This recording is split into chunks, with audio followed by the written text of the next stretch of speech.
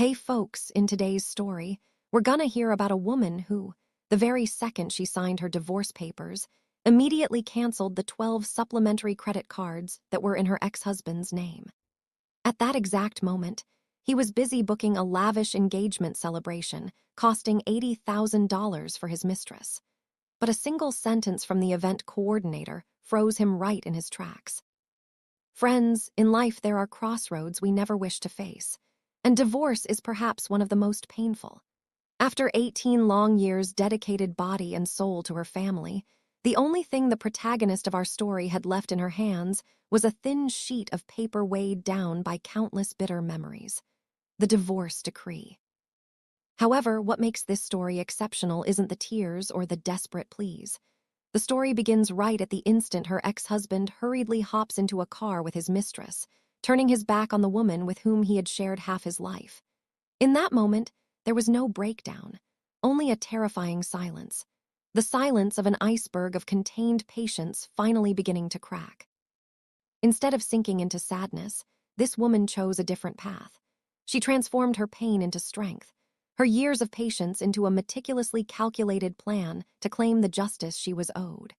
From canceling the cards she had provided for her husband's entire family to the direct confrontation with those who had taken her selflessness for granted. Every one of her steps was a firm shout demonstrating her own worth. The story we are about to hear isn't simply a chronicle of recovering material assets, but the journey of a woman who, having finally decided to live for herself, encounters her true self. It is a narrative full of dramatic and unexpected twists that emerges from the darkness of betrayal into the light of freedom, leaving us with deep lessons about the human heart. I clutched the folder containing our marriage certificate tightly. Only a few minutes had passed since I'd walked out of the county courthouse, and the papers still seemed to hold a faint warmth. Standing on the building steps, a gust of cold wind forced me to pull my coat tighter. I had rushed out that morning wearing a thin jacket, so my body was shivering, but my heart was burning hotter than ever. I felt as if a boulder that had crushed me for years had finally been lifted. My ex-husband Marcus walked faster than me.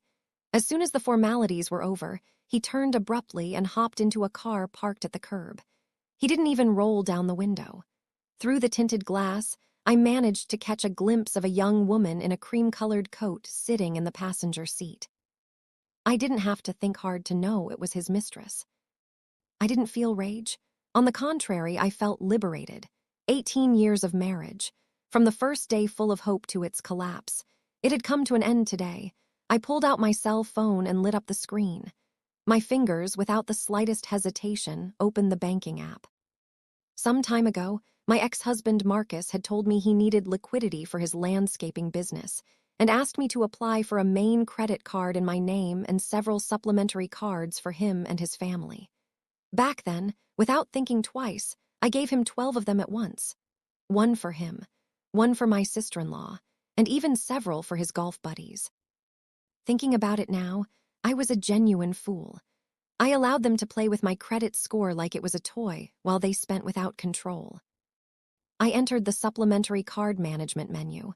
The last digits of the 12 cards appeared clearly, and next to them, the word active.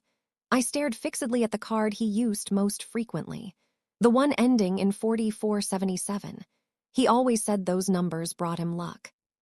But I had no idea what was coming. I knew that just last month he had used precisely that card to buy his mistress a designer watch worth over $4,200. I bit my lip and pressed the cancel button. The system asked for confirmation. Without hesitating for a second, I accepted. Immediately, a message appeared. The supplementary card, ending in 4477, has been successfully canceled. This card can no longer be used. Reading that message, I felt like a heavy burden vanished from my heart. I continued canceling the 12 cards one by one, not leaving a single one active. With each cancellation came a notification, and my phone wouldn't stop buzzing. Ping, ping, ping. That sound was sweeter than any melody. Just as I canceled the last card, I received a voice note on WhatsApp from my best friend, Tanya. Her voice sounded euphoric. "Denise, I've got huge news for you. One of the regulars at my salon is the event director at a luxury resort, and she just called to tell me she saw your ex-husband. He was booking an engagement party with a young girl. He wouldn't stop saying he wanted an $80,000 party, that it had to be something grand for the 22nd of next month. I held the phone and couldn't help but smile. What perfect timing, I thought. While on the other side of town, he was dreaming of a wonderful future with his mistress. From right here, I was cutting off the tap. I replied to Tanya's audio. I know. Thank you, Tanya. You'll see. Today, he won't even be able to pay the deposit for the reservation. I sent the message, put the phone in my pocket, tucked the folder into my bag, and headed home. My steps were light as a feather. Before, every time I passed near the courthouse, I used to think, what will I do if the day comes when we can no longer live together? Now that the day had arrived, I felt strangely at peace. On the way home, I came across a street vendor selling warm pretzels. I stopped for a moment and bought one. The warmth of the pretzel in my hands comforted me to my core. From now on, I will live for me, I promised myself. Not even 30 minutes had passed since I got home when I heard violent banging on the door, as if they were going to break it down. Immediately, I heard the shrill voice of my ex-sister-in-law. Denise, open the door right now. Do you think you can hide in there? I was about to throw a napkin into the trash when I heard her voice, and I frowned. It was obvious that my ex-husband Marcus had realized his cards weren't working and had told his sister. I dried my hands and walked over to the door, but I didn't open it immediately. Who is it? I asked through the door. If you have something to say it from there. Why are you pounding on the door like that? Who do you think it is? The voice of Rochelle, my ex-sister-in-law, sounded increasingly impatient. Open the door already. My brother is making a fool of himself at the resort. If you don't fix this right now, you're going to regret it. I sighed and opened the door. Rochelle was planted on the threshold. She was wearing a flashy dress with leopard print. Her hair styled up high like she was going to a club, a thick layer of makeup, and lips painted an intense burgundy.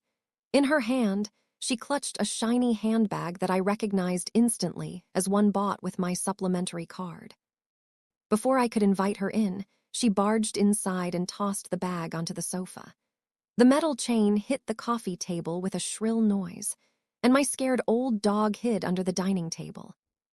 Rochelle stood with her hands on her hips, puffing out her chest and looking at me with fury. Have you lost your mind? My brother just called me. He tried to pay the deposit for the engagement party, and none of the cards worked. He called the bank, and they told him the primary cardholder had canceled all the supplementary ones. Who else could it be but you? I crossed my arms and faced her. Yes, I canceled them. So what? So what? Rochelle screamed as if she had heard the most unbelievable thing in the world. My brother has been using those cards for years. And me, too. Just last week, I saw some boots I was planning to buy this weekend. And now you cancel them just like that. Who do you take my brother and me for? I smiled with disdain.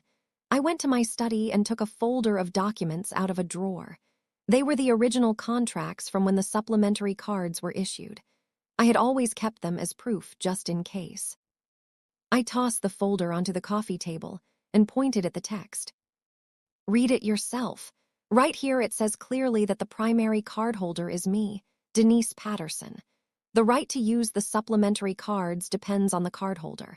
In other words, if I want to cancel them, I cancel them. And who I give them to is my decision. It has nothing to do with you or your brother. Rochelle bent down and glanced at the contracts. Her look became increasingly confused, but she kept insisting. These are old papers. My brother told me he changed the ownership to his name a long time ago. This contract is fake. I pulled out my phone, opened the banking app, and shoved the screen right in front of her face. Look closely. The primary cardholder is still me. When do you say the ownership changed? Let him bring a bank statement that proves it. If he manages that, not only will I reactivate the cards, but I will also apologize. If not, stop making a scene here. Rochelle was left speechless. Her face went from red to white. A moment later, she softened her tone a bit, although her resentment was still obvious. Okay, let's suppose the cards are yours, but my brother has lived with you for 18 years. How can you be so cruel? He's about to start a new life, and you leave him unable to pay even the deposit for his engagement party. Don't you think about the embarrassment he'll face in front of everyone? But then something I never expected happened inside me. Thinking about my 18 years of humiliation, rage invaded me completely. And did he think about embarrassment when he went to book an $80,000 party with his mistress? Did he think about being cruel to me when he was siphoning off our joint assets to spend them freely on her? I've lived 18 years with him, saving every last penny. I've barely bought myself a piece of clothing over $40. He sure had a great time buying designer watches for his mistress without blinking. Now that he's out of money, he remembers me. Too late. Rochelle took a step back at my words. With reddened eyes, she suddenly reached for a glass on the small table. It looked like she was going to smash it. I quickly stopped her and pointed to the door. Don't you even think about it. I'll call the police right now. Let them come and decide if my crime is canceling my own cards, or if the crime is yours coming to my house to threaten me. And then I'll make sure all the neighbors in this subdivision come out to see the show of how your family harasses people. Rochelle's hand stopped in midair. She looked at me, then looked toward the door, and finally kicked the floor. She grabbed her bag from the sofa and said through gritted teeth, "You'll see, I'm telling my mother. When she finds out about this, she won't leave you in peace." With that, she turned around and left. The slam was so loud the walls shook and a painting wobbled. Looking at the dented doorknob, I squeezed the glass I had in my hand tightly. The water had gone cold, but my heart was firmer than ever. If Rochelle had left, it was certain that my mother-in-law would come. The problems looming ahead wouldn't be few, but I was no longer afraid. From the moment I canceled those 12 credit cards, I decided I wouldn't endure any more humiliations. I went to the sofa, picked up the folder of contracts Rochelle had thrown, and put it back in the drawer. I put a little more food out for my old dog Winston. He came out from under the table and rubbed against my legs. I crouched down, stroked his head, and thought, no matter how difficult the days ahead are, I have to live well for myself. Not even 30 minutes had passed since Rochelle left when there was a knock at the door again. This time, it wasn't violent banging, but a very rhythmic knock. Each knock seemed to weigh a ton, as if trying to crush my heart. I was petting Winston, who had curled up in my lap. As soon as I heard the knocking, I knew it was my mother-in-law. I left the dog on the sofa, got up, and went toward the door. Before opening, I heard her voice from outside. "My child, open the door. It's me. Rochelle told me she came earlier and made a scene.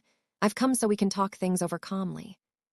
She spoke softly, but her usual authoritarian tone hadn't changed.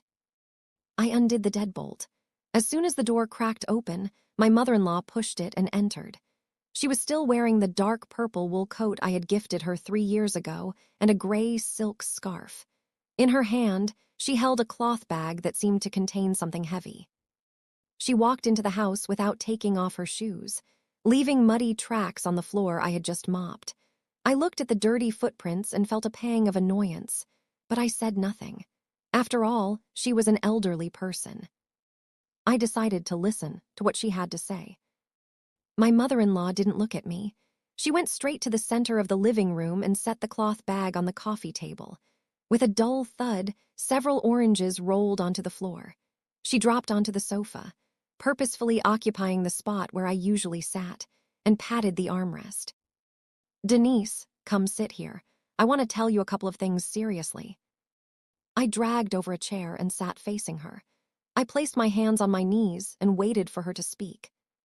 My mother-in-law let out a long, deep sigh, as if carrying all the injustices of the world. "Rochelle called me crying a while ago. She told me you canceled all the supplementary cards.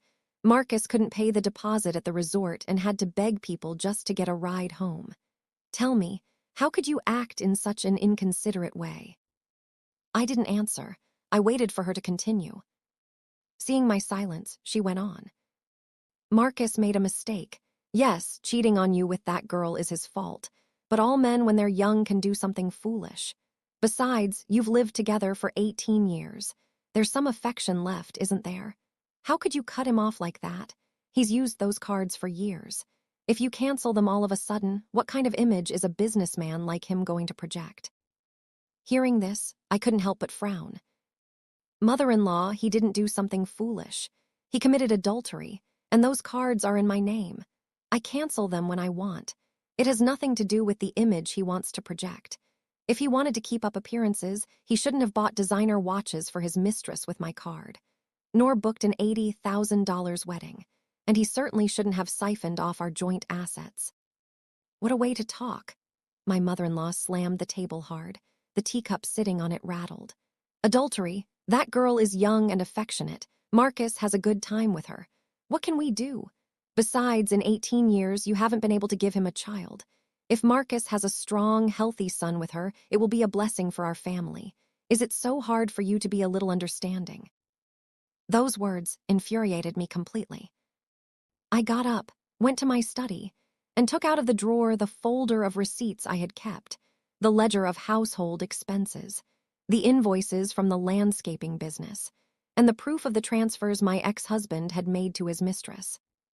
I threw the folder of receipts in front of my mother-in-law and pointed to one of them. That I'm not understanding with him. Well, look at this. Last winter, I had a fever of 103 degrees. I asked him to buy me some medicine, and he told me he was busy, that he had met up with a friend.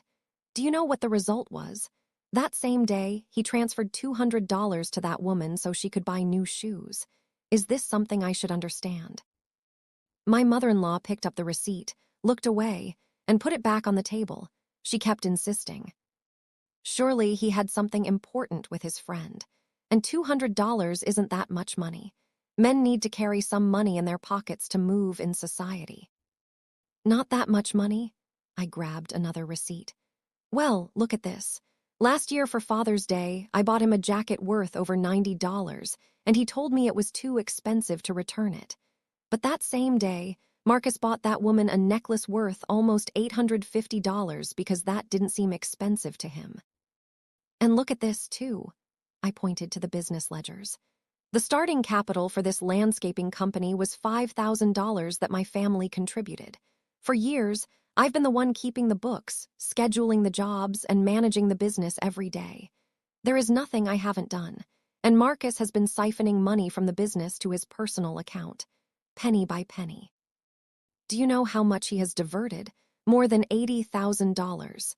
Half of that money is mine. With what right did he take it, without saying a word to me? My mother-in-law's face began to pale. She tried to grab an orange from the cloth bag, but her hand was trembling so much she dropped it. The orange rolled across the floor. She cleared her throat a couple of times, trying to recover her authoritarian attitude. Denise, Marcus earned all that money. He spends it how he wants. And you are my daughter-in-law. You have to obey me. Come on, reactivate those cards. If things go badly for Marcus, I won't be at peace either. And if you give him a shock and he gets sick, you'll be held responsible. Responsible, I laughed. Mother-in-law, the $700 pension you collect each month, you don't give it all to Marcus and Rochelle. Rochelle doesn't have a job and lives free of charge at your expense. Her daughter's dance lessons, the household expenses. Don't you pay for it all? You save every last penny and wear the same clothes you've had for 6 years, while Marcus supported his mistress with my money. Isn't that a lack of respect? Now you ask me to reactivate the cards so he can keep supporting his mistress with my money, or so Rochelle can keep going shopping with my card. My mother-in-law was left speechless by my arguments. Her face went from red to white. A moment later, she suddenly threw herself onto the floor, slapped her knees with her hands, and started wailing loudly. Oh, how miserable I am. What a dog of a life. After raising my children alone for decades, the daughter-in-law I get, instead of respecting me, trips up my son. Oh, I can't take it anymore. Neighbors, come and see how this old woman is mistreated by her daughter-in-law. The more my mother-in-law cried, the calmer I felt. I went to the door, opened it a bit, and told her, Mother-in-law, if you want the neighbors to come see the show, I'll open the door wide. Let everyone come in and decide who is right. Let's see if the crime is canceling my own cards. or if it's Marcus who has committed adultery and siphoned off our assets. Let's see if I am disrespectful, or if it is you who defends your son at all costs and mistreats your daughter-in-law. If you don't want to lose your dignity, let's speak clearly." My mother-in-law's crying stopped abruptly. She raised her head, looked through the crack in the door, and then glanced outside. Panic was reflected in her gaze. This subdivision was full of longtime neighbors. If something happened in a house, the whole neighborhood found out. If my mother-in-law made a scene, the ones who would look ridiculous wouldn't be me, but her and Marcus. My mother-in-law got up slowly, dusted off her clothes, and shot me a murderous look. "You've grown bold, Denise. Now you've grown wings. You dare to talk back to me. You'll see, Marcus won't forgive you for this." With that, she grabbed the cloth bag from the small table and went straight out the door. Passing by me, she shoved me hard on purpose. I didn't move. I simply looked at her. Upon reaching the door, she ran out without changing her shoes and slammed it even harder than her daughter had. I locked the door, looked at the oranges rolling on the floor and the folder of receipts on the table, and let out a deep sigh. The truth is, confronting my mother-in-law made my heart tremble a little too. After all, she was an elderly person. But thinking about my 18 years of humiliation, I couldn't take it anymore. I picked up the oranges from the floor and put them in a fruit bowl in the kitchen. I organized the folder of receipts and put it back in the drawer. Winston approached and rubbed against my legs. I sat down, stroked his head, and whispered to him, "Don't be afraid, I'm here now." I knew that after my mother-in-law, my ex-husband would come. The problems looming were many, but I was prepared. No matter what tricks they used, I wouldn't let myself be humiliated like before again. I would recover what was mine and make them pay for what they had done. In the afternoon, I called Tanya and told her about my mother-in-law's visit. Tanya let out a couple of curse words over the phone and then said, "Denise, don't worry. If they bother you again, call me. I'll come running. Oh, and the lawyer I told you about, I've already contacted him. Does tomorrow work for you? We'll go together. We'll show him those receipts and see if there's any way to recover the assets he stole from you." Tanya's words comforted me. With her help and that of a lawyer, I wouldn't have to fight alone anymore. I told her tomorrow worked well, that we would go see the lawyer in the morning. After hanging up, I went out onto the balcony and looked at the sun. I felt much lighter. No matter how thorny the path ahead was, I would keep going. I was going to live for myself for once. I picked up all the oranges my mother-in-law had dropped. Some were bruised, but others could be eaten after washing. I put them on a plate in the kitchen to dry. While I wiped a stain off the coffee table, Winston curled up at my feet, occasionally rubbing his head against my pants. He seemed to know something had happened in the house and was quieter than usual. Just at that moment, my cell phone rang. The screen of the phone lying on the living room table lit up. It was my ex-husband's number. My fingers paused for an instant. I knew what had to come had arrived. Neither his mother nor his sister had achieved anything, so it was obvious now it was his turn to intervene. I put down the cloth, walked over, and picked up the phone, but I didn't answer immediately. First, I activated the recorder. Since the little number his sister had pulled, I had decided I should record everything they said as proof, so they couldn't deny anything later. Only after being prepared did I press the accept button and put the phone to my ear. "Denise, have you lost your damn mind?" My ex-husband's voice exploded on the other end of the line. It sounded harsh and as if he had just been arguing with someone, and car horns could be heard in the background. He seemed to be on the street. "Was it you? Did you cancel the 12 supplementary cards?" I leaned back against the sofa, gently stroking Winston's back, and replied with a voice devoid of emotion. "Yes, I canceled them. So what?" "So what, damn it?" he shouted so loud it hurt my ear. "Today at the resort in front of a bunch of people, I swiped 6 or 7 cards and none of them worked. The way that resort manager looked at me, it seemed like he was looking at a beggar, and the girl next to me wouldn't stop rushing me.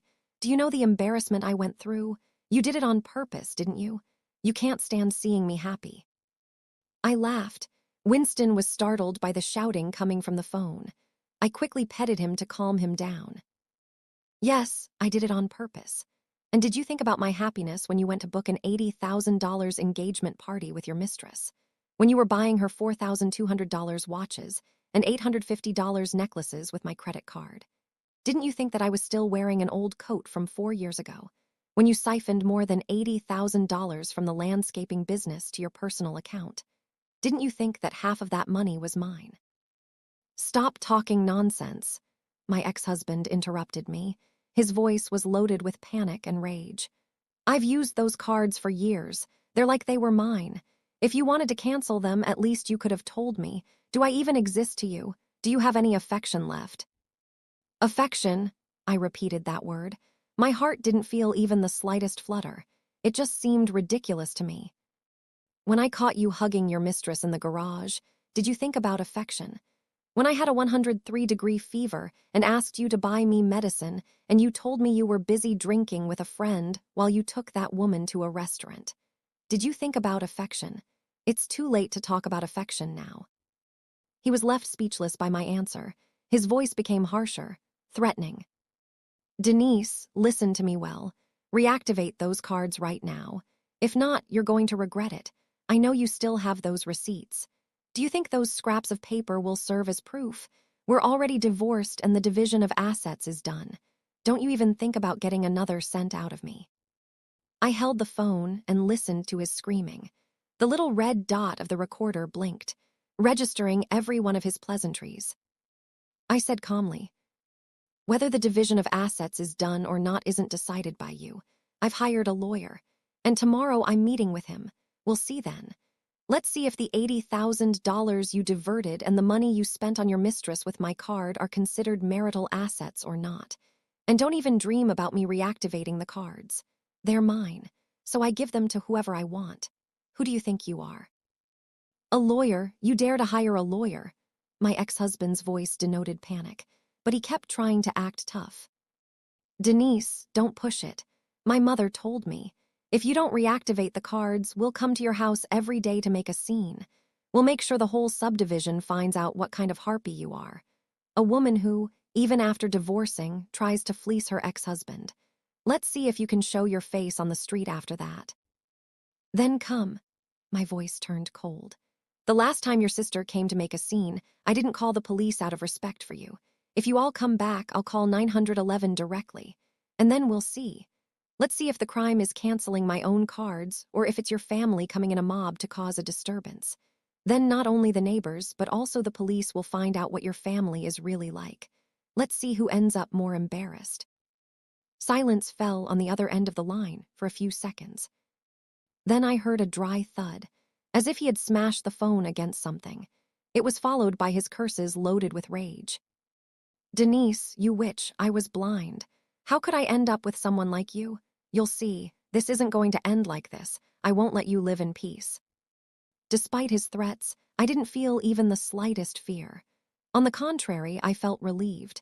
The angrier he got, the more obvious it was that he was running out of arguments. I checked that the recording time exceeded 4 minutes. I already had the evidence I needed. I hung up the phone with determination. I saved the audio file, renamed it Threat Call from Marcus, and uploaded it to the cloud. Although I had hung up, it seemed his growls still echoed in the phone. I left the mobile on the small table, got up, and went to the kitchen for a glass of warm water. A few sips were enough to calm the uneasiness I felt. Winston jumped onto the sofa and curled up in the spot I had just left, wagging his tail gently. I went to the balcony and drew the curtains. The sky had already darkened. In the courtyard, some neighbors were walking and chatting animatedly. Leaning on the railing, I thought about my ex-husband's threats, and suddenly it seemed comical to me. Before, I had always been scared of him getting angry. I was terrified to argue with him, so I gave in on everything. And what was the result? Betrayal and schemes. Now that I was no longer afraid, he couldn't do anything to me. Just at that moment, I received a WhatsApp from Tanya. Tomorrow at 10 at the lawyer's office. Does that work for you? I replied, yes, perfect. I told her my ex-husband had just called to threaten me and sent her a copy of the audio file. Tanya replied instantly. Well done, you have to record everything. With this recording, he won't dare threaten you lightly, and the lawyer will have a basis to act. Don't worry. Tomorrow, when we meet with the lawyer, surely we'll find a way to recover the money he stole from you. Tanya's message comforted me. With her by my side and a lawyer to help me, I wouldn't have to fight alone anymore. I replied, I'm not afraid, I have you. I closed WhatsApp and went back to the living room. I organized the folder of receipts on the table and put it in the briefcase I would carry tomorrow. Then I started preparing dinner. In the fridge, there were some vegetables and eggs I had bought the day before. I prepared a couple of simple dishes and a little soup, and dinner was ready. While I ate, Winston sat quietly beside me at the table. I gave him a piece of chicken and he ate it with gusto. Looking at him, I thought, even if in the future we only have each other, we have to live very well. I won't let those horrible people and their problems affect me anymore. I knew my ex-husband wouldn't give up easily and would create more problems for me. He might come looking for me again or bring his mother and sister to make a scene. But I was prepared. No matter what tricks they used, I would face them and fight back. And most importantly, I was going to live for myself for once, 100 times better than before. After backing up the audio file of Marcus's call, I checked once more the folder of receipts I had put in the briefcase. The documents I was going to present to the lawyer tomorrow had to be perfectly organized. There couldn't be any mistakes. Inside the briefcase was also the lawyer's business card Tanya had given me. I looked at the clock. It had just struck 7:00 p.m. outside. It was already dark, and the comforting aroma of hot soup wafted from the kitchen. Winston, sitting next to the table, stared at my fork waiting for me to give him another piece of chicken. Just as I was about to sit down to eat, my phone emitted a ping. It was a friend request notification on a social network. I picked up the phone and saw there was a new message in the request list. The username was Brittany Love. The profile picture was a selfie of a woman with a lot of makeup and a shiny necklace. I didn't have to think twice. It was undoubtedly the mistress. The request message was arrogant and provocative. I'm Marcus's fiancé. I have a couple of things to tell you, so accept me. Reading those words, I couldn't help but smile with disdain. Winston rubbed against my hand. I patted his head and pressed the accept button. Let's see what wonders she had to tell me. As soon as I accepted her as a friend, her messages started raining down like bombs. First, 3 or 4 photos. The first was a general view of the resort banquet hall. A spectacular chandelier shone on the ceiling. And although the banner in the background didn't have names yet, it read forever and always. The second photo was a selfie of her in a white wedding dress. The train of the dress was extremely long, and on her hand, she sported a diamond ring while making a victory sign to the camera. The third photo was with Marcus. He was hugging her by the waist and both were in front of the wedding menu. Just reading the names of the dishes, you could tell it was extremely expensive. Next came a text message. Every line oozed presumption. Here is where Marcus and I are going to celebrate our engagement.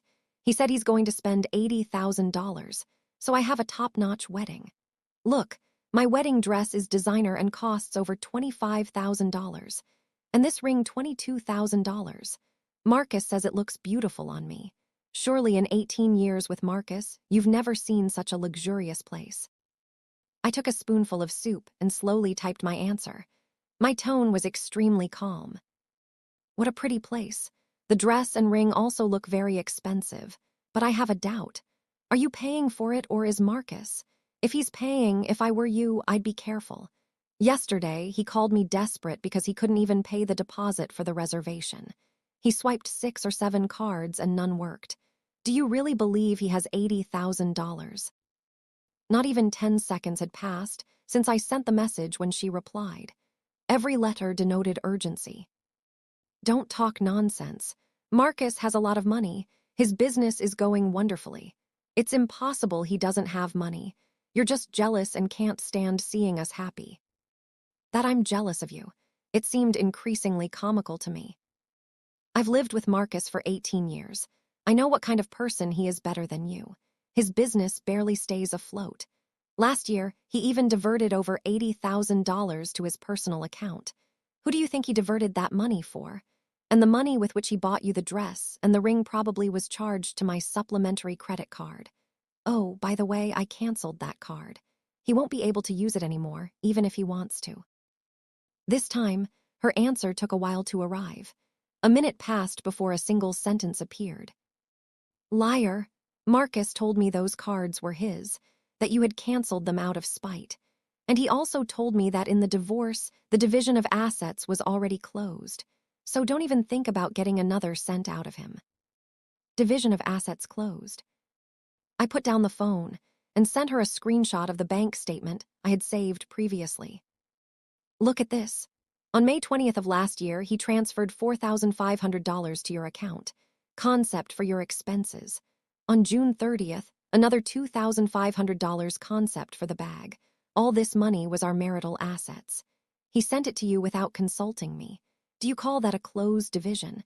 And if he really had so much money, why would he give you cards that don't even work? This time she took 2 minutes to answer. Her tone wasn't as strong as before, and it even seemed she was on the defensive. Marcus gave me that voluntarily. We truly love each other. And you are just a stranger. Don't meddle in our business. You're already divorced. Why are you obsessed with the past? Do you want to get back with him? I'm warning you. Don't even dream of getting back with him. I almost burst out laughing. You have an ego through the roof. Hey, I just wanted to remind you that you shouldn't brag so much about celebrating a wedding and buying luxury items with other people's money. If you're not careful, you could end up without money, without a wedding, and in the end with nothing. And if you truly love him, you shouldn't have pressured him to ask me to reactivate the cards, nor to siphon off the assets. If you really are going to live together, is it necessary to be so calculating? It seems my words hit the nail on the head. She started insulting me with all kinds of rude and vulgar pleasantries, calling me a bitter old woman and a harpy. I didn't argue with her. I simply took screenshots of the entire conversation, saved them in a folder of evidence, and sent a copy to Tanya. Just after taking the screenshots, a notification appeared.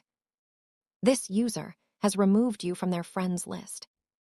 Seeing the notification, I left the phone on the table, picked up the fork, and took a spoonful of soup. The soup was still hot, and its flavor comforted me inside.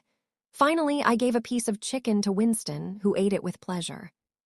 Shortly after, I received a WhatsApp from Tanya. She sent me an emoticon of a face with smoke coming out of its ears and a message. But this chick, what's her deal? She dares to provoke you. She doesn't know who she messed with. She thinks this Marcus guy is actually rich. You'll see. Soon she'll be crying in the corners. I replied, surely it's not worth wasting time on her, but I've kept screenshots of the whole conversation. Tomorrow I'll show them to the lawyer. Maybe they serve as proof. Of course, keep them safe, added Tanya. Tomorrow I'll wait for you at the lawyer's office a little early. We'll talk to him and settle the matter of the assets that jerk Marcus stole from you. We have to recover your money. After talking to Tanya, I washed the dishes and checked the briefcase one more time. Receipts, screenshots of transfers, Marcus's audio file, screenshots of the conversation with the mistress. Nothing was missing. Then I sat on the sofa, turned on the TV, and put on an old movie for a while. Before I used to watch it often with my mother-in-law, but since the problems with Marcus started, I stopped watching. Now watching it alone, I found it quite entertaining. Watching the scenes on TV, my heart felt strangely at peace. Before, I always lived in fear of offending my husband or bothering my mother-in-law, so I endured and let everything slide. And what was the result? Suffering, and to top it off, betrayal. Now it was different. Whether it was Marcus's threats or his mistress's provocations, I could face them firmly and even fight back. I knew the road ahead would still be full of thorns. For example, Marcus might try to pressure me in other ways, or my mother-in-law and sister-in-law might come back to make a scene. But I was no longer afraid. I had evidence in my hands and by my side, my friend and a lawyer. And above all, I finally had the courage to fight for myself. As the saying goes, it's better to lose money than honor. I wasn't just going to recover my honor, but also everything that belonged to me and live the years I had left well. And as for those horrible people and their problems, let them torment each other. In the end, the only ones who would lose out would be themselves. I woke up at 6:00 a.m. after tossing and turning in bed, unable to sleep. I got up and checked the briefcase again. Last night, after the conversation with the mistress, I had printed the screenshots and organized them along with the receipts and the existing audio file. I was worried about overlooking something important. Winston wandered around the living room, occasionally rubbing his head against my hand as if he wanted to encourage me. At 7:00 a.m., I finished getting ready and left the house. I had arranged to meet Tanya on the street corner. She was already there wearing her usual red jacket, holding 2 warm breakfast burritos. As soon as she saw me, she gave me one. "Here, eat. I just bought it at the cafe downstairs. Later, when you meet with the lawyer, you'll have a lot to talk about. And if you're hungry, you won't have strength." I took a bite of the burrito.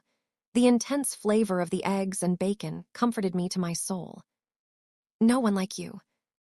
With the mess of the papers, I had forgotten to eat breakfast. Always so scattered. To face people like that, first you have to take care of yourself, said Tanya as we walked. The lawyer I found for you is totally trustworthy. He specializes in post-divorce asset disputes. Last year, he handled the case of my cousin and got them to return all the assets they had stolen from her. While chatting, we arrived at the lawyer's office. It wasn't very big, but it was spotless. On the walls hung several plaques of appreciation with phrases like defender of justice and wholehearted service. The lawyer was already waiting for us in his office. He seemed to be in his early 40s. He wore glasses and had a very serene appearance. Upon seeing us enter, he got up quickly and invited us to sit. "Come in, please sit down. Have a glass of water and tell me everything calmly." I handed him the briefcase. I was a little nervous and clenched my fists. "Counselor, please take a look at this. It's all the documentation I've collected. Family expense receipts, the ledgers from the landscaping business, and also proof of the transfers he made to his mistress. Everything is there." The lawyer took the briefcase, took out the documents, and examined them one by one with attention. Occasionally, he underlined some lines with a pen. In the office, only the sound of turning pages could be heard. Tanya and I waited in silence for him to speak. After about 30 minutes, the lawyer put down the documents, adjusted his glasses, and looking at me said, "You have prepared the documentation very thoroughly. Especially the business ledgers are crucial proof as they record every income and expense. You say he diverted $80,000. According to these books, between April and September of last year, he made a total of 5 transfers to his personal account, each of $16,000, totaling $80,000. Furthermore, these transfers were made before you divorced, so they are considered marital assets. Having made them unilaterally without his wife's consent is clearly an illegal act." I felt a knot in my stomach. "So, will I be able to recover that money?" I asked hurriedly. "I've heard there are people who, despite proving the asset diversion, end up recovering nothing." "You will be able to recover it. Don't worry," affirmed the lawyer roundly. "The ledgers are impeccable, and we have proof of the transfers to his personal account. The chain of evidence is perfect. In addition to those $80,000, I see that since the beginning of last year, he made several smaller transfers. Amounts between $800 and $1,800 each time, totaling over $9,000. This money must also be included in the calculation. And also, the items he bought for his mistress using your supplementary card. You have the card statements, right? If we can prove those expenses were for her, they are also considered part of your marital assets, and you can demand the return of a portion." Hearing this, the stone crushing my heart finally seemed to vanish. The tension I felt dissipated greatly. Tanya, sitting next to me, also let out a sigh of relief and patted my hand. "See, I told you this lawyer was trustworthy. Now you can rest easy." The lawyer continued.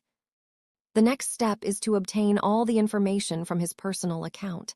That is the account number, the bank where he opened it, and also the details of the bank account to which he transferred the money to his mistress. To get this, I can request a court order and have the bank provide us with the information directly. Aside from this, think if you have more marital assets, for example, the house, the car, or if he has other deposits or investment products. We have to be clear on everything and let nothing slide. After thinking for a moment, I said, we bought the house together after getting married, and it's in both our names. We bought the car 3 years ago, and it's in his name. As for other deposits, I once asked him, and he told me he had no savings, that he invested everything in the business. Now I see surely he hid it from me. Both the house and the car are marital assets, so in the divorce they must be divided 50-50. Even if he wants to keep everything, it won't be easy for him, said the lawyer. As for other deposits, I can trace the capital flow through his bank movements. If we have the statements, it's possible to follow the trail. Don't worry if he tries any tricks. The law is on our side. He won't be able to get away with it. I took out my phone and showed the lawyer the screenshot of Marcus's personal account I had saved. This is his personal account. I saw it by chance on his phone and wrote it down. The mistress's account number I found in the messages they exchanged. Will it be of any use? The lawyer took the phone, glanced at it, and nodded. With this information, the process will be much simpler. Today, I will file the request with the court to obtain the investigation order as soon as possible. As soon as we have the results, we can file the lawsuit and demand the return of the assets he has diverted. When we finished the consultation with the lawyer, it was almost noon. We thanked him and left the office. On the street, the sun shone warmly and my heart felt much lighter. Before facing my ex-husband's schemes, I had always felt alone and helpless. Now I realized that if I didn't give up, if I counted on the help of my friends and the protection of the law, there was nothing I couldn't overcome. Tanya took me to a small restaurant nearby and ordered 2 of my favorite dishes. While we ate, she told me, Denise, when all this is sorted out, don't stay locked up at home. I found you a job. A friend of mine owns a flower shop in the neighborhood, and she's looking for a manager.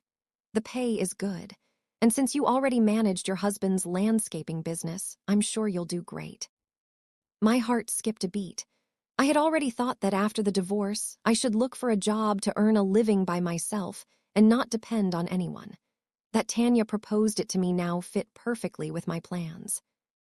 That would be great, but I'm scared I won't know how to do it. Well, what do you mean you won't? Said Tanya, smiling. You're meticulous and you're good with numbers. Managing a flower shop won't be any problem. My friend says she'll teach you herself for a few days how to choose the flowers, how to preserve them. You'll learn right away.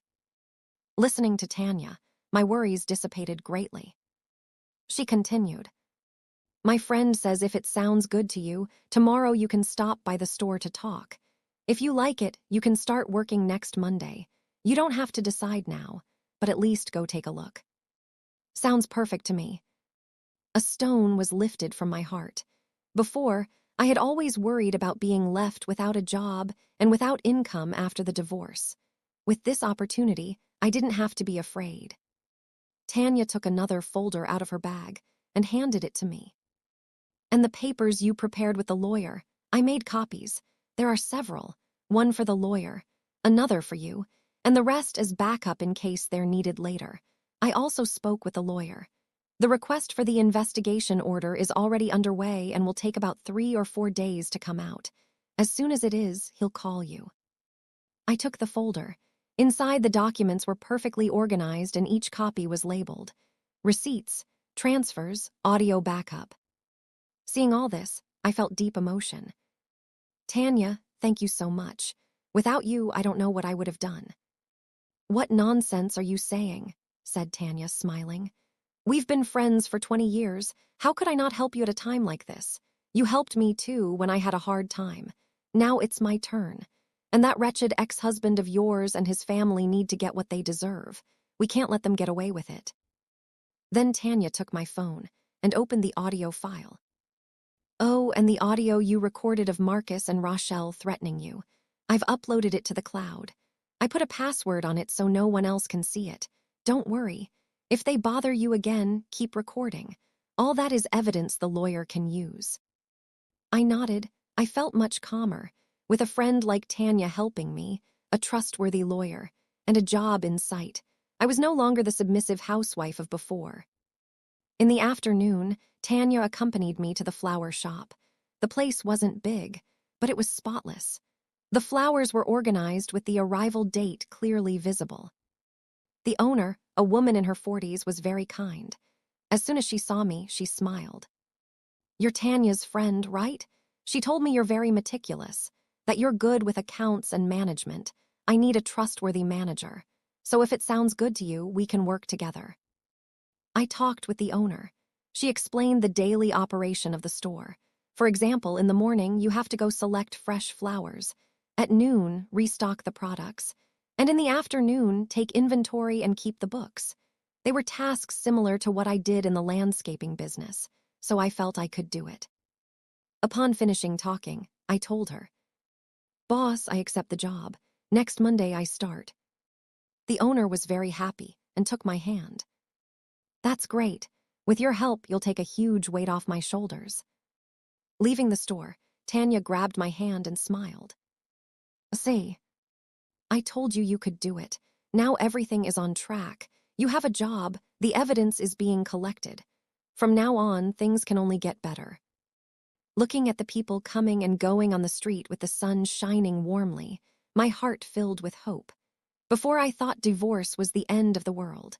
Now I realized that if I didn't give up and counted on the support of my friends, there was no obstacle I couldn't overcome. Returning home, I left the job offer and the document folder on the coffee table. Winston jumped onto the sofa and sat next to the folder, as if protecting my evidence. I stroked his head and thought, "Next Monday, I start working. I have to strive and live well. I'm going to live for myself for once. I won't let those horrible people and their problems affect me anymore." At night, I sent a message to the lawyer to inform him that Tanya had helped me organize the documents and to confirm again the matter of the investigation order. The lawyer replied, "Don't worry. As soon as the order comes out, I will contact you. Then we will go together to the bank to check the account information and ensure you recover your assets." The lawyer's message gave me even more firmness. Now I had a job, friends, and the protection of the law. I no longer had to fear Marcus and his family. I knew the road ahead could still be difficult, but I was prepared. Whatever happened, I would face it with courage and move forward. On Sunday morning, I was returning from the flower shop where I had been learning the trade. The owner, who was a sweetheart, had spent the whole morning teaching me how to choose the freshest flowers. For example, she explained that I had to look at the firmness of the petals and the color of the stems. She also taught me to preserve roses by cutting the stems at an angle and changing the water twice a day. They stayed fresh 3 or 4 days longer. With a bag full of flowers and some pastries the owner had given me, my heart was calm. Thinking that on Monday I officially started working made me feel that finally there was hope in my future. Just when I reached the entrance of my house, the phone rang. It was Marcus's number. I frowned. I hesitated a moment and answered. After all, the issue of the assets wasn't resolved yet, so if he was looking for me, surely it was about that. "Denise, it's me." The voice on the other end of the line was completely different from usual. There was no arrogance or threats, but a soft tone almost pleading. "Do you have a moment? I wanted to talk to you about the assets issue and the misunderstandings we've had. Let's see if we can talk it over properly without always being defensive." My heart skipped a beat. Instinctively, I knew he was up to no good. He, who before insulted and threatened me, now showed himself so kind. There had to be some trap. I didn't accept immediately. "If you have something to say it over the phone. I don't have time to meet." "Over the phone, we can't talk properly. Let's meet in person," he said hurriedly. "I know I messed up. I shouldn't have argued with you, nor let my mother and sister go make a scene. I found a quiet coffee shop near your house. Just half an hour, we talk and I go. I won't bother you anymore." I thought about it for a moment. If we talked on the phone, surely he would twist things. Meeting wasn't a bad idea. I could set things straight and see what he was plotting. But I wasn't foolish enough to go alone. Okay, we can meet, but I won't go alone. I'll go with someone else. If you agree, see you at 2:00 p.m. at the coffee shop on the corner. If not, forget it. He hesitated for a few seconds. Fearing I wouldn't accept, he said quickly, Agreed. Come with whoever you want. The important thing is that we can talk. After hanging up, I immediately called my lawyer and told him Marcus wanted to meet. The lawyer, after listening to me, said instantly, Surely he's trying to convince you to give up the assets. For example, to voluntarily give up the $80,000 or to sign over the house. Don't go alone. I will accompany you. Let's also bring the evidence we've gathered. If he tries any trick, we'll unmask him on the spot. At 2:10, my lawyer and I met at the door of the coffee shop. He was carrying a briefcase with all the evidence. He patted my shoulder and told me, Don't get nervous. With me here, he won't dare do anything. Then whatever he says, let him talk. Don't refute anything yet. When he brings up the subject of assets, I will present the evidence. Let's go step by step. Entering the coffee shop, we saw Marcus sitting at a table by the window. He was wearing a black jacket, and his hair was slicked back. In front of him was a caramel latte, the kind I used to drink. He, who before never bought it for me because it was expensive, now acted generous. We sat across from him. Upon seeing the lawyer, Marcus's face tensed for a moment, but he immediately forced a smile. This is my lawyer. To facilitate the record of the conversation regarding the assets, I have decided that he be present, I said, going straight to the point. Marcus's smile froze on his face. To hide his nervousness, he took a sip of coffee. Seems fine to me. With a lawyer present, things will be clearer. Denise. After all, we were married for 18 years. Even if we've divorced, we don't have to be enemies about my mother and sister. That was their fault. I've already scolded them. They won't bother you again. I said nothing. I waited for him to bring up the subject. Indeed, after a pause, he continued on the topic of assets. I know you're still angry. Surely you think I stole $80,000 from you. But in reality, it wasn't an intentional diversion. At that moment, the business needed urgent liquidity, and I transferred it temporarily to my personal account. I intended to return it as soon as things improved, but I forgot. Now the business isn't going well. The girl won't stop arguing with me. I'm having a hard time, too. Couldn't we pretend that never happened? Like you lent it to me, and I'll pay you back when I have money. Lent, I laughed. Those $80,000 were marital assets. You diverted them without consulting me. And now you say I lent them to you. And when you bought watches and necklaces for your mistress with that money, did you think you were borrowing it from me? Marcus's face blushed slightly. He said hurriedly, All that is misunderstandings. The things I bought her were with my personal money, not with those $80,000. Denise, let's leave the past behind. I know now you don't have it easy either. You have no job or income. Look, let's do one thing. You keep the house. I'll give you a compensation of $50,000 more. With that money, you can find a good job and live well. Can't we part in peace? Hearing this, I burst out laughing. The house we had bought together after getting married was worth at least $280,000. And he intended to buy me out with $50,000. And on top of that, he said I had no job or income. He was incredibly calculating. Before I could open my mouth, my lawyer spoke. He took out of his briefcase the business ledgers and put them in front of Marcus. Mr. Marcus, you say you used the $80,000 as a temporary operating fund.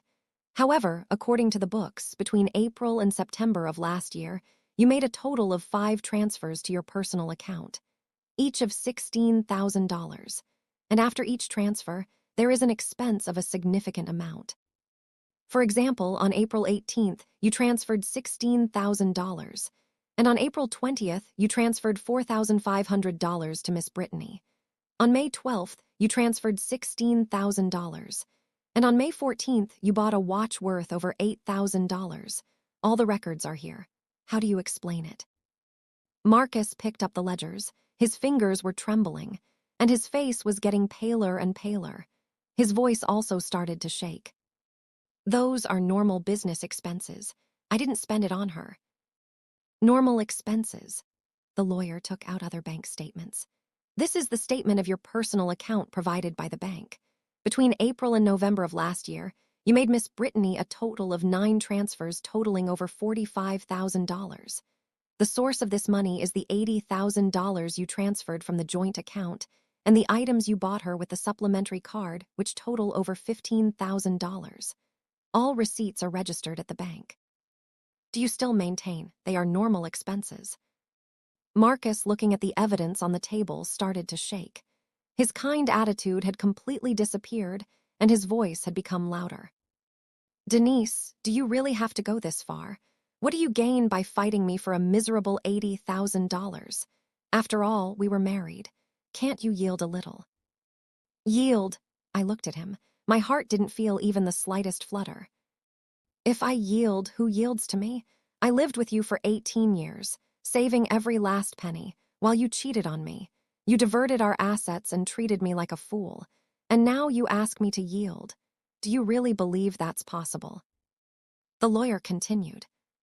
Mr. Marcus, according to the law, during the marriage, if one of the spouses unilaterally disposes of or sells marital assets at the time of divorce, they may receive a smaller share or even receive nothing.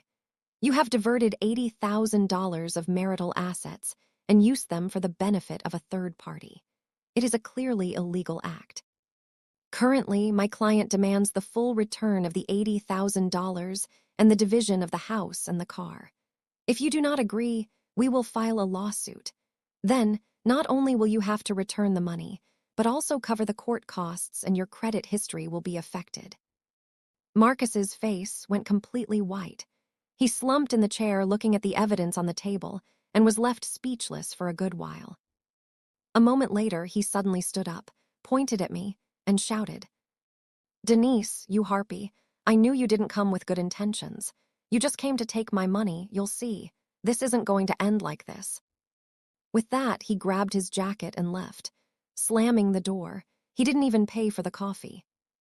Watching his pathetic figure walk away, I let out a sigh of relief. The tension I felt had completely dissipated. The lawyer put the evidence back in his briefcase and said, See, he was just trying to convince you to give up the assets. Good thing we had the proof. He didn't get away with it. The next step is to wait for the investigation order, obtain his account information, and present it to the court so they return the money as soon as possible. Leaving the coffee shop, the sun shone warmly. My heart was strangely at peace. Before, I had always been scared that Marcus would try some trick. Now, with a lawyer and the evidence in hand, no matter what means he used, I could face him. I sent a message to Tanya and told her what had just happened. Tanya replied instantly. Well done. He needs to get what he deserves. Let him know you're not stupid. On Monday, when you start working, I'll stop by the store to cheer you on. Reading Tanya's message, I smiled. The me of now was no longer the weak and easily fooled housewife of before.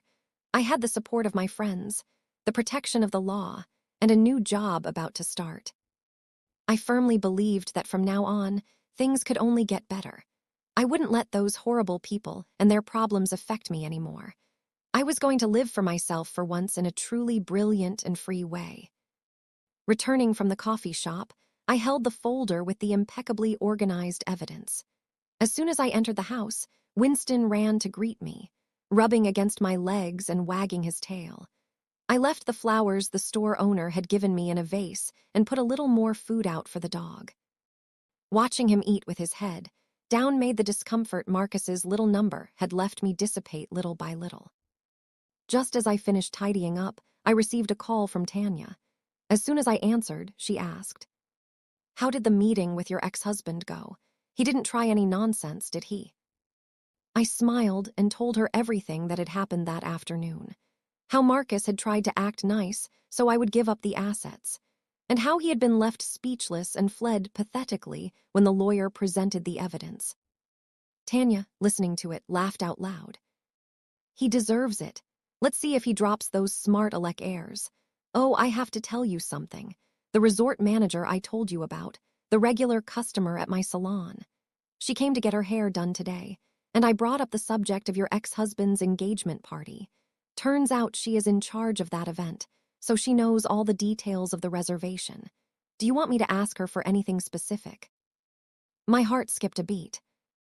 I had already thought that if I managed to know the time, place, and guest list, I could unmask Marcus right at the engagement party in front of his friends and relatives. That I could now obtain the information from the resort manager was a golden opportunity. But I hesitated a bit. She is the manager. Is it okay for her to reveal client information? After all, it's her job. I don't want her to have problems because of me. Don't worry, I get along very well with her. She's not a rigid person, said Tanya, smiling. Besides, hearing the story of your ex-husband, the adultery, and the asset diversion, she sympathized a lot with you. She said men like that need to be taught a lesson. I've already arranged to meet her tomorrow at 3:00 p.m. at a tea shop near the resort. She'll tell you all the details. You just have to go. The next day, I arrived at the tea shop 10 minutes early. I had just found a table by the window when I saw a middle-aged woman enter wearing smart business attire. Of average build with elegant glasses, she had a very professional appearance.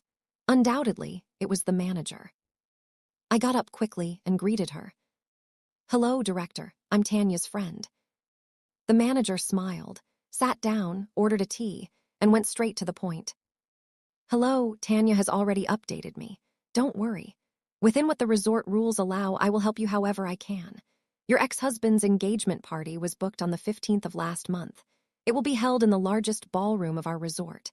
It has a capacity for 60 tables, and each table costs $2,500 including venue rental service, the MC, and lighting. The total exceeds $80,000. I took out a notebook and wrote it all down. My conviction was getting stronger. So, how much deposit has he paid, and when is the party? He has only paid $8,000 deposit. The manager took a sip of tea and continued. According to resort rules, for such a large event, the deposit must be at least 20% of the total cost. That is $16,000. But your ex-husband begged us saying he had liquidity problems. And in the end, we accepted the $8,000 with the promise that he would pay the rest in a week. But he still hasn't done it. The party is on the 22nd of this month, 12 days from now. Yesterday, we called him to remind him, and he asked for 4 more days. If he hasn't paid by then, the $8,000 deposit will not be returned to him, and the party will be canceled. Hearing this, I felt great satisfaction. Marcus, unable to even scrape together the deposit, had promised his mistress an $80,000 party. Truly all talk and no action. I continued asking. So is the guest list closed? Who is going? He still hasn't given us the complete list, but we know some of the important guests, said the manager after thinking for a moment. He said he would invite more than 350 people, including big clients from the landscaping business, friends, and family. Oh. And he expressly asked us to reserve the best tables right next to the main one for the mistress's parents. I suppose he wanted to look good. I wrote everything in my notebook and asked again. And the MC, does the resort provide one or has he hired one? We provide him. He is our best MC. He has tons of experience, said the manager. I've already put him on alert. I told him if anything happens to cooperate as much as possible. Of course, it can't be too obvious. After all, I'm from the resort too. My heart filled with gratitude. Thank you very much, Director. If it weren't for your help, I wouldn't have been able to know all these details. You're welcome. I don't like men like that either. The manager smiled. Don't worry. Within what doesn't break the rules, I'll help you however I can. Oh, I have a copy of the reservation contract. It contains the signature, date, place, and detailed costs. I brought you a copy. Take it. You might need it. I took the copy of the contract. The content was exactly what the manager had told me and included Marcus's scrolled signature. My conviction was even stronger. After chatting a little more and thanking her for her help, I left the tea shop. As soon as I left, I called Tanya and told her all the details. Tanya, listening to it, said excitedly, "That's great. Now we know everything. And since he hasn't paid the full deposit, maybe the party won't even happen. And if it does happen, we can unmask him right there in front of his clients and friends." "That's right. And I have a copy of the contract with the signature and costs. When I show it, everyone will realize he is a fraud," I said, smiling. After hanging up, I called my lawyer to explain the situation and ask if it was okay to present the evidence right at the engagement party to unmask Marcus. The lawyer, after listening to me, said, "No problem, but you must do it with moderation. You can't disturb the resort's order, or you could have problems. The best way is when the MC asks the couple if they truly love each other, you stand up and present the evidence. That way, without causing a ruckus, you will achieve the maximum effect." I noted the lawyer's advice. In my head, I already had a plan. The day of the party, at the most important moment, I would appear with the evidence and reveal everything. Marcus's adultery, the asset diversion, the unpaid deposit. I would make him and his mistress look ridiculous in front of everyone and let everyone see his true face. Returning home, I kept the notebook and the contract copy in the briefcase along with the other evidence. Winston jumped on the table and rubbed against my hand as if he wanted to encourage me. I stroked his head. My heart was full of confidence. If before Marcus and his family had tormented me, now it was their turn to pay for it. During the following days, while I familiarized myself with the work at the flower shop, I waited for the results of the lawyer's investigation order. The store owner and employees were all very kind. Despite knowing my situation, they didn't judge me. On the contrary, they always helped me so I had more time to prepare my plan. Every night upon returning home, I checked the evidence one by one to make sure nothing was missing. The transfer statements, the credit card receipts, the reservation contract, the recording of Marcus's threats, the recording of the scandal involving his mother and sister, the screenshots of the conversation with the mistress. Nothing was missing. I knew those were my weapons, and with them, I could completely rip the mask off Marcus and his mistress. 3 days before the party, I received a call from the lawyer. The investigation order had already come out, and they had gone to the bank to check Marcus's account information. Of the $80,000 he had diverted, $45,000 had been transferred to the mistress, and the other $35,000 he had used to pay gambling debts. Not only had he cheated on me, but he was also a compulsive gambler. It was an unexpected discovery. If I revealed this at the party, the humiliation would be even greater. After hanging up, I looked at the evidence on the table. My heart was firm. I knew that in 3 days, the day of Marcus and his mistress's supposed happiness would also be the day of their complete humiliation. I waited anxiously, the day when they would pay a fair price for their actions. I was organizing flowers in the store. My hands were still damp from the roses I had just arranged. The ones that had arrived that morning were very fresh and red. Following the owner's instructions, I was separating those with any small bruise to sell the cheaper ones to the elderly in the neighborhood. Suddenly, the phone in my apron pocket vibrated. I took it out and saw it was Marcus's number again. I knew it instantly. He had smelled something. Only 3 days left until the party. Just yesterday, the lawyer had called me to tell me that in addition to the $45,000 transferred to the mistress, they had traced $35,000 in cash that Marcus had withdrawn, and that had ended up in a casino's account. It was proof that he had used that money to pay gambling debts. I printed that proof and filed it with the other documents. My intention was to release everything at the party so as not to leave him any room to maneuver. I dried my hands and went to a corner of the store to answer. As usual, I activated the recorder. With him, every precaution was too little. "Denise, what are you plotting behind my back?" The voice on the other end of the line was a scream that drilled into my ear. He sounded harsher than when he was discovered in the coffee shop, and in the background, the mistress's reproaches could be heard. Surely they were arguing about the deposit. I'm warning you. Don't you think about coming to my party to make a scene. Don't even dream about it. If you dare set foot there, you're going to regret it. I leaned against the doorframe, watching neighbors enter and leave the store, and lowered my voice on purpose to seem scared. What are you talking about? What time am I going to have to make a scene? I'm working at the store every day now. I don't have a free minute. How am I going to have time to worry about your things? Don't give me stories. He didn't believe me. His voice became more and more pressing. Someone from the resort told me. Someone has been asking for details of my party. Who else is it going to be if not you? My mother went to the market yesterday and the neighbors told her. They say you've hired a lawyer to sue me. Isn't it that you want to humiliate me at the party? Denise, I advise you, don't push it. We're already divorced. Do you really want this to end so badly? Inside, I laughed. It was obvious some rumor had reached him. That's why he was so nervous. I sighed on purpose and said with a slightly offended tone, I hired a lawyer for the assets issue, not to ruin your party. And your party is a happy day. What motive would I have to go spoil it? Don't worry, I won't go that day. I have to work. The store is very busy. Really? Swear it. His voice had softened, but he still doubted. If you trick me, I'll come to your store and mess it up so you can't work. Why would I trick you? I lowered my voice, pretending I was worried the owner would hear me. It cost me a lot to find this job. I just want to work in peace. I don't want more problems. Get married in peace. I assure you, I won't bother you. He asked me a couple more times if I really wouldn't go and even made me swear it.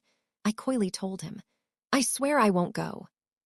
On the other end of the line, I heard a sigh of relief and even heard him tell the mistress, See, I told you she wouldn't come.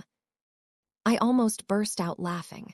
The fool truly believed I was afraid he would come to the store to make a scene. If he dared to come, I would call the police immediately. With the warning from last time, I don't think he would dare. After hanging up, I saved the recording and sent a copy to the lawyer and Tanya. Not even 2 minutes passed when Tanya called me. As soon as I answered, she let out a curse word. What a jerk. He's dumb. He still tries to threaten you. And you, what good acting, I almost believed it. I had to act a little so he would relax, I said, smiling. Now he's convinced I won't go to the party out of fear, so when I appear suddenly, he won't have time to react. Oh, how did it go with the resort manager? How will we enter that day? I talked to her yesterday. That day she'll send an employee to pick you up and give you a staff ID card. You'll follow that employee, enter through a service door, and wait in a room behind the ballroom, said Tanya. She's also alerted the MC. When he asks the bride and groom if they'll be together for richer or poorer, in sickness and in health, he'll pause and give you a signal. Then you come out. My conviction was even stronger. I reviewed with Tanya the evidence we would carry that day. In addition to the transfer statements, the credit card receipts, and the reservation contract I already had, there was the new statement of gambling debts. I organized everything chronologically and put it in a black briefcase. That way, when taking it out, everything would be clear. Upon hanging up, the lawyer also sent me a WhatsApp. That day, I will be at the resort half an hour early, if any unforeseen event arises. For example, if Mr. Marcus sends someone to block your way, I will handle it. He also sent me the phone number of the nearest police station, so I could call at any time. In the afternoon, leaving work, the owner, seeing me checking my phone constantly, asked me concerned. I told her the situation briefly. Upon hearing it, she patted my hand and said, Denise, don't be afraid. If you need help, I'll tell my husband to accompany you. He's big and has a very loud voice. Surely he'll intimidate them. I felt warmth in my heart. No, boss, no need to bother your husband. I'm going with my friend and the lawyer. Don't worry. The owner, still uneasy, put a bag of homemade cookies she had just made into my hand, telling me to eat them on the way for strength. She said that day would be very hard. Arriving home, Winston was waiting for me at the door. I left the briefcase on the coffee table and checked everything one by one. More than 25 transfer statements, each with the date and amount clearly indicated. The credit card receipts organized by months with a red circle on purchases for the mistress. the reservation contract on top to grab it easily, the gambling debt statement inserted in the middle. That was the most compelling proof. I found an old recorder and transferred the audios of Marcus's threats and his mother and sister in case the phone ran out of battery. I also fully charged a power bank and put it in a side pocket. When I finished organizing, I sat on the sofa. Winston curled up in my lap and sighed softly. I stroked his fur.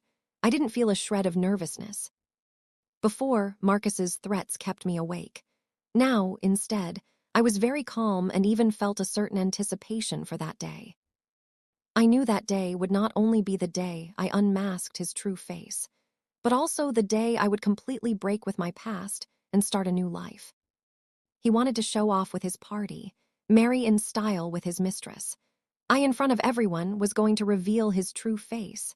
Selfish, adulterer, and gambler. So he would learn that whoever torments me pays the consequences. Before going to bed, I sent a message to the resort manager to confirm she would prepare the staff ID card.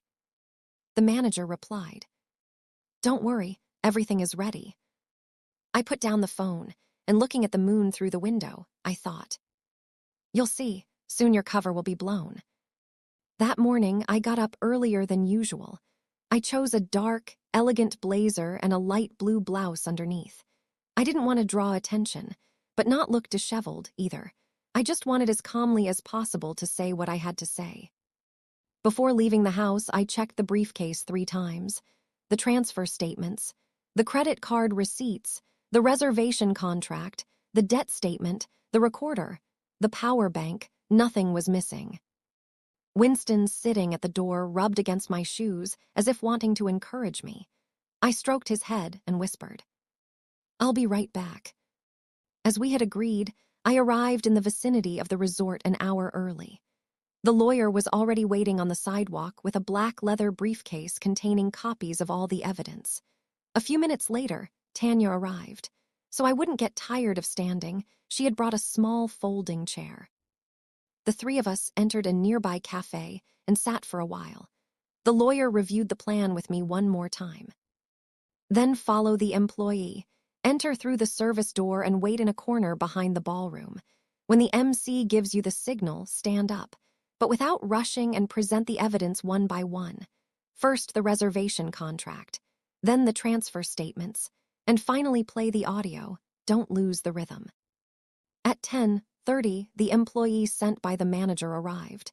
She was a young girl in her 20s. She handed me a staff ID card. "Ma'am, follow me. The director told me to have you wait a moment in the break room in the back. And when the MC is going to read the vows, I'll come get you." I followed her inside. In the hallway, the music coming from the ballroom echoed. A mix of cheerful songs and guests' laughter created a very lively atmosphere, a total contrast to the heavy briefcase I carried in my hand. The break room wasn't big, just had 2 sofas. The girl poured me a glass of warm water.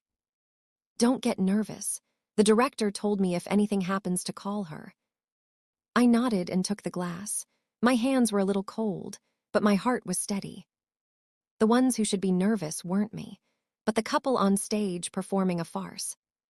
Around 11:30, the music outside suddenly changed from cheerful songs to the solemn wedding march. The girl opened the door and entered.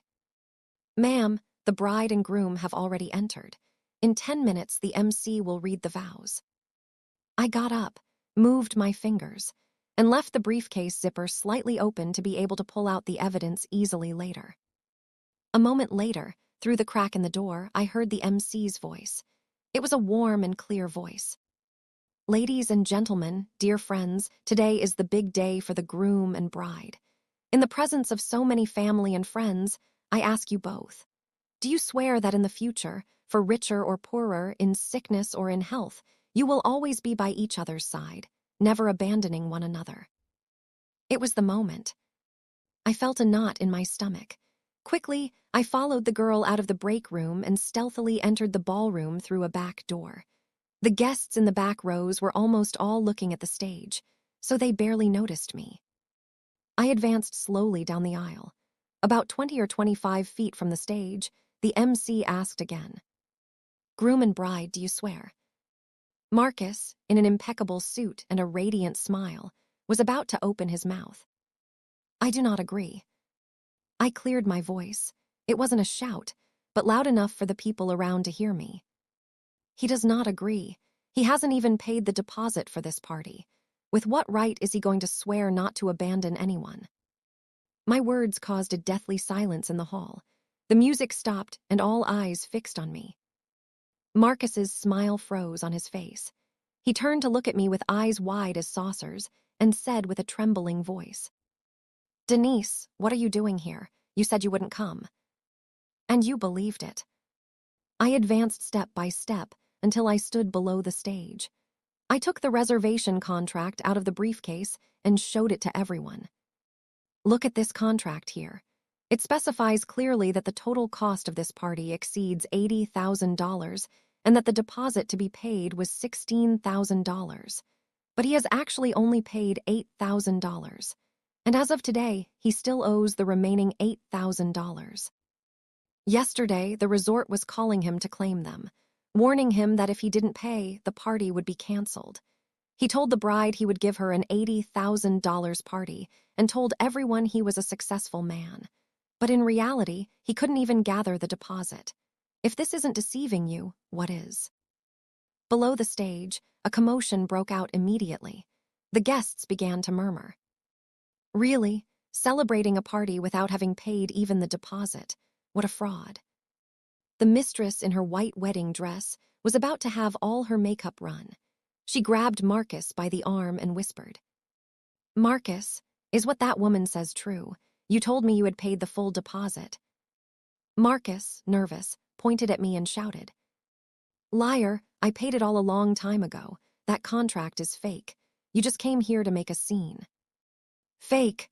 I took out the resort bank statement where the deposit of only $8,000 was clearly recorded. Look, this is the resort statement. Only $8,000 have been deposited. Where did the $16,000 come from?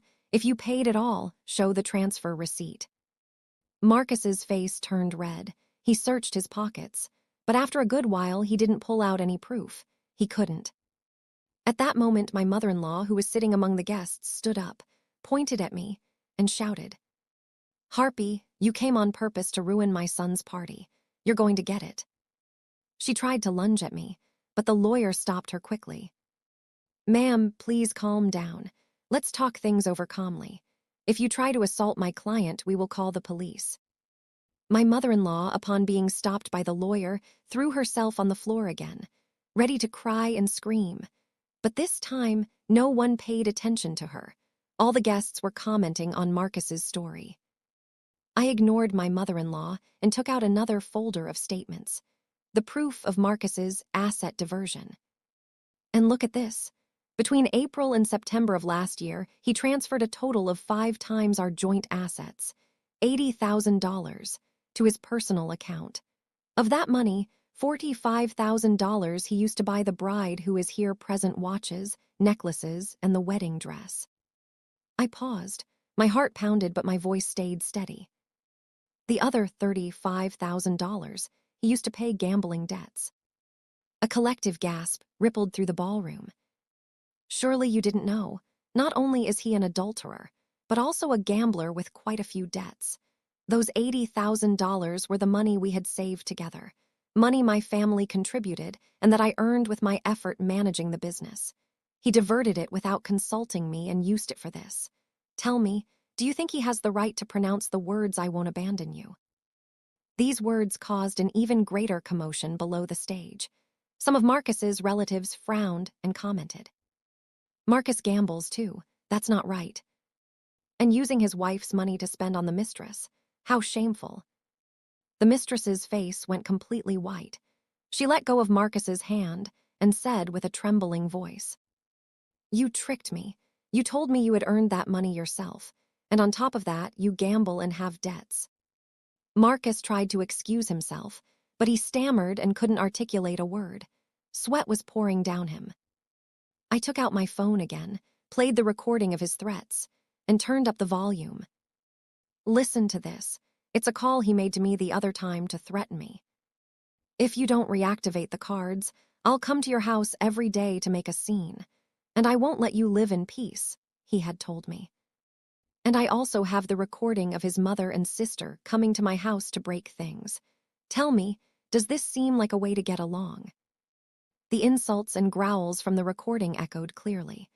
The way the guests looked at Marcus changed from congratulation to contempt. An important client of the business stood up and said, "Marcus, I thought you were a decent person, and that's why I did business with you. But not only have you cheated on your wife, but you also gamble. This business is over." With that, he turned around and left. Other clients also stood up, shook their heads, and walked out. The mistress, seeing this scene, burst into tears, suddenly ripped the veil off her head, and threw it on the floor.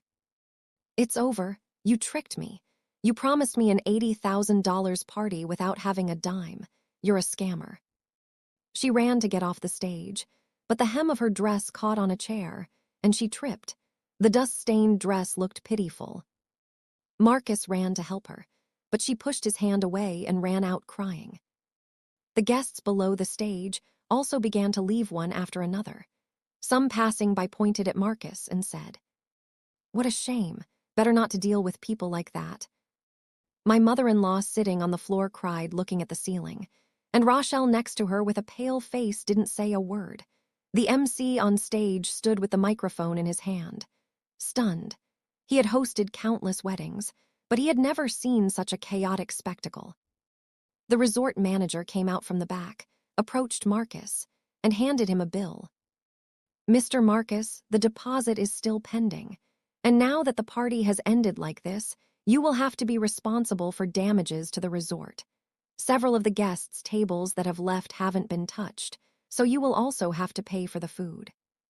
Marcus, looking at the empty ballroom and then the bill in his hand, suddenly felt his legs fail him and almost collapsed, muttering, "It's over, it's all over." Seeing his state, I didn't feel a shred of compassion, only a lightness, as if I had completely liberated myself. I put the evidence back in the briefcase, looked at my lawyer and Tanya, and turned to leave. Passing by my mother-in-law, she was still crying. I didn't stop or look back. Those horrible people and their problems from this moment on had nothing to do with me anymore. Leaving the resort, the sun shone warmly. Tanya patted my shoulder and said, smiling, "Denise, today you were great. You unmasked them completely." The lawyer also nodded. The timing and rhythm of presenting the evidence were perfect. Now he won't be able to deny anything. I let out a deep sigh and looked at the street in the distance. I felt light as a feather. The injustice that had crushed me for 18 years had finally dissipated today. The days left to me would no longer revolve around a horrible man and an evil mother-in-law. I wouldn't have to endure anymore. I could work in peace and live a life in peace. I was going to live for myself for once. That day, returning from the resort, the sun lengthened my shadow. Tanya gave me a bottle of iced tea. I opened it and, taking a sip, the cool and sweet taste ran down my throat, and I felt the bitterness accumulated over 18 years finally dissipate. The lawyer told me he would reorganize the evidence to request a forced execution order from the court, so Marcus would return as soon as possible the $80,000 he had diverted, the compensation for damages to the resort, and the marital assets that still hadn't been divided without missing a single cent. The three of us didn't stay long. We went to a small diner and ordered 3 hot plates. While we ate and chatted, no one mentioned Marcus's family. They weren't worth it. About 2 weeks later, I received a call from the lawyer. The court had issued the execution order. Marcus had 15 days to return the $80,000 of marital assets and pay the resort about $9,000 in compensation. As the party had been ruined, the resort had to refund the deposit for some tables and clean up the mess. I asked the lawyer, "And if he doesn't pay, what happens?" The lawyer smiled and said, "Do you think he'll dare not to pay now?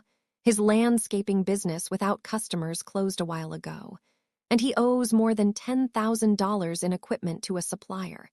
If he doesn't pay us, the court will seize the car that is in his name. Then he won't even have a way to get around. Later, I found out from neighbors that to pay the debts, Marcus sold the car for over $15,000. He paid part to us, another to the supplier, and with what was left, he couldn't even pay rent. So he ended up moving into a small, dark basement apartment on the outskirts. Nothing to do with the ostentation of before. Someone saw him at the supermarket in an old, faded jacket, hesitating in front of a stall of cheap vegetables. Nothing remained of that businessman. He tried to look for a job as a delivery driver, but no one wanted to hire him upon knowing his rumors of adultery and gambling. With his reputation on the floor, his future had also become bleak. The mistress, since leaving the ballroom crying, didn't contact Marcus again. A friend of Tanya saw her in a grocery store in a small town wearing an employee uniform pushing a cart and stocking shelves. She no longer sported shiny necklaces or designer watches. Apparently, upon returning to her town and telling everything, her mother got very angry, scolded her well, and told her to forget about living off men and find a decent job. Later, it was rumored she was dating a stock clerk from the store. A normal life, but at least she didn't dream of $80,000 weddings anymore. In the end, she must have learned that appearances built with other people's money sooner or later crumble. My mother-in-law and Rochelle's situation wasn't better. My mother-in-law's $700 monthly pension used to go entirely to her son and daughter. Now, with the son in debt and the daughter with no one to mooch off of, they started blaming each other. Once going to the grocery store, I found them arguing. Rochelle said, "It's all your fault, Mama. By spoiling my brother so much, he ended up cheating on her.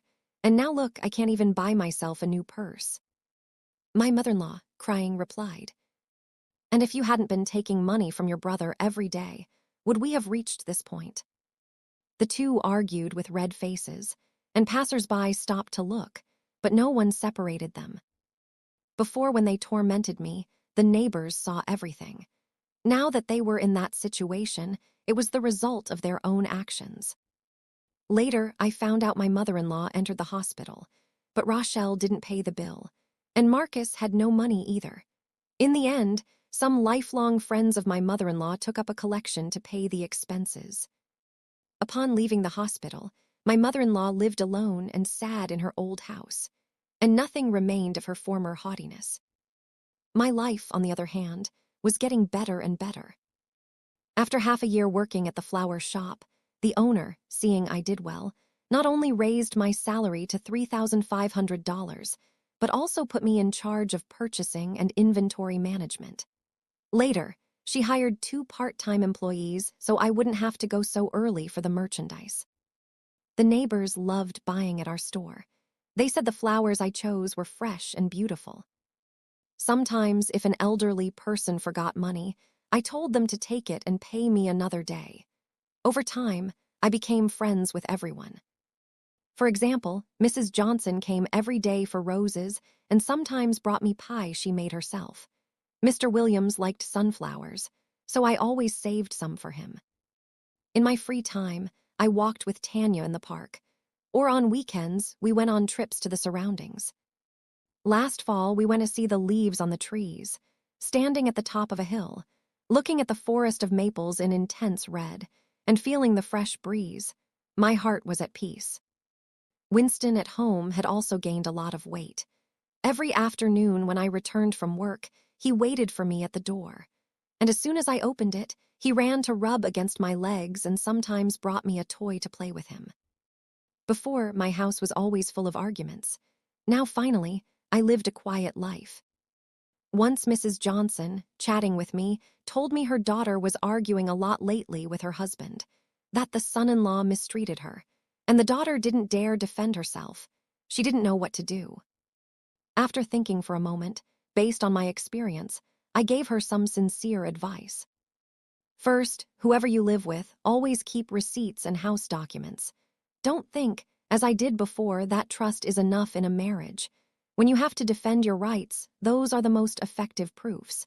If I hadn't kept the business ledgers and credit card receipts, I never would have recovered that money. Second, if you encounter someone who mistreats you, don't endure it. If you endure once, they'll take you for a fool, and next time they'll be worse. I used to endure my ex-husband and mother-in-law, and the result was that each time they crossed the line more. When I stopped enduring, called the police when I had to, and hired a lawyer, they couldn't do anything to me. Third, a woman at any age should have her own job. Having money in hand gives you security. If I hadn't worked in this store after the divorce, I wouldn't have had money to pay rent, much less to fight for the assets. Economic independence gives you a voice and stability in life. Fourth, a true friend is worth more than anything. During all this time, if Tanya hadn't found me a lawyer and a job, if the lawyer hadn't defended my rights, if the store owner hadn't taken care of me, I never would have overcome it. If you surround yourself with good friends and help each other in difficult times, life is much easier. And fifth, if a marriage is truly irreparable, don't cling to it. It's better to cut your losses. I endured 3 more years with my ex-husband, but the more I endured, the more injustice and pain I felt. After the divorce, I went through many difficulties, but the life I have now is 100 times calmer than before. Life is only a few decades. Don't torment yourself over someone who isn't worth it. Mrs. Johnson, after listening to me, nodded. You're right. Before I thought that by enduring a little, things would pass, but now I see they don't. The truth is these words were lessons I had learned based on experience. Mistakes. Realizing what is important and tasting pain to know how to live. Now every morning I go early to the store, arrange the fresh flowers. Seeing the neighbors come to buy and chat animatedly fills me with satisfaction. At night upon closing the store and returning home, I prepare a bowl of hot soup and Winston keeps me company. Watching the street lights turn on, I feel that life is really worth it. I know everything horrible I went through before was like a nightmare. Now the nightmare is over and dawn has broken. In the days I have left, I will live for myself in a truly happy and peaceful way, better than ever. And so, friends, Denise's journey comes to an end where justice is not an abstract concept, but a palpable reality. The traitor fell from grace, the greedy paid their price, and our brave protagonist found true peace in her new life. But this story leaves us with something more than a satisfying revenge. It shows us the extraordinary power of preparation and determination. Denise's victory was not the result of luck, but of a meticulously kept ledger, carefully saved receipts, and a record button pressed at the right moment. They were the silent weapons she accumulated during her years of patience. And when finally the limit of that patience was reached, they became irrefutable proofs that completely demolished her ex-husband's lies and arrogance. Moreover, Denise's greatest victory was not the moment she unmasked Marcus in the ballroom, but the quiet mornings at the flower shop, the warm afternoons in the company of her loyal dog, and the freedom of being economically independent and mistress of her own life. She demonstrated that the best revenge is not making the other suffer, but building for oneself a life several times happier. Denise's story leaves us with a profound lesson. Never underestimate the silence of a woman, because when she decides not to endure anymore, her strength can move mountains and dry seas, and the light of truth will finally defeat the darkness. 6 months after the party incident, something beautiful and unexpected happened. One spring morning, I was arranging a display of tulips near the shop window when a customer walked in. He was a gentleman in his early 50s, kind eyes behind silver-rimmed glasses, a warm smile that seemed genuinely happy just to be alive. His name was Raymond. He owned a small nursery a few towns over and had heard about our flower shop's reputation for quality. "The roses here are exceptional," he said, examining a bouquet I had just arranged. "You must have a good eye for this." I felt my cheeks warm slightly, something I hadn't experienced in years. I learned from the best. The owner taught me everything. Raymond started coming to the shop regularly. At first, just for business. He would buy flowers for his own customers and chat with me about gardening techniques. Then slowly, his visits became longer. He would bring coffee, tell me stories about his travels, ask about my day. Tanya noticed immediately. "Girl, that man is sweet on you," she said one evening when we were closing the shop. "And don't tell me you haven't noticed."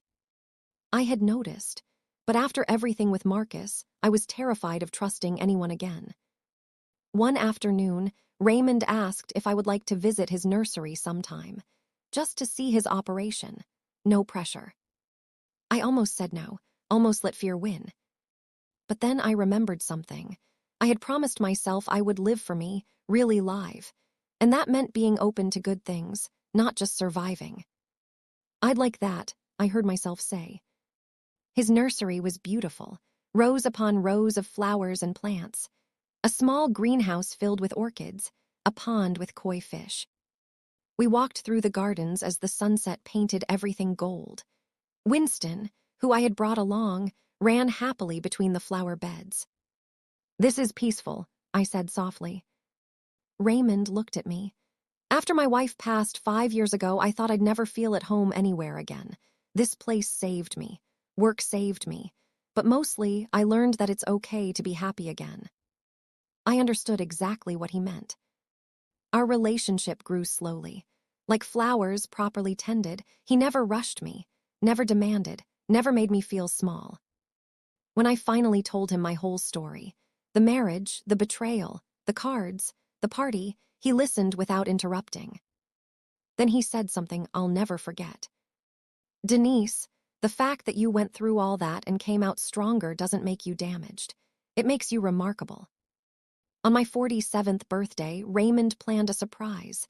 He had arranged a small gathering at his nursery. Tanya was there, the flower shop owner, Mrs. Johnson, Mr. Williams, the lawyer who had helped me reclaim my life, even the resort manager who had been so kind. Fairy lights hung between the trees. A table was set with my favorite foods. Winston wore a ridiculous bow tie and seemed very proud of it. Raymond stood up and raised his glass.